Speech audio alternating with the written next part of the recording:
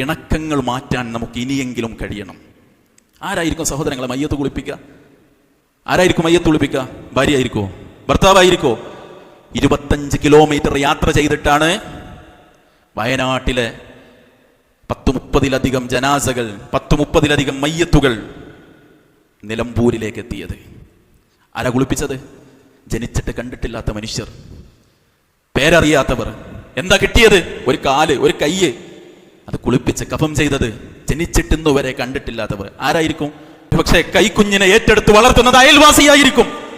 അയാളോടാണ് ഒരു പ്ലാവിന്റെ കൊമ്പിന്റെ പേരിൽ 10 കൊല്ലായി നമ്മൾ തെറ്റി നിൽക്കുന്നത്. ഇണക്കങ്ങൾ മറക്കാനുള്ള സമയമാണിത്.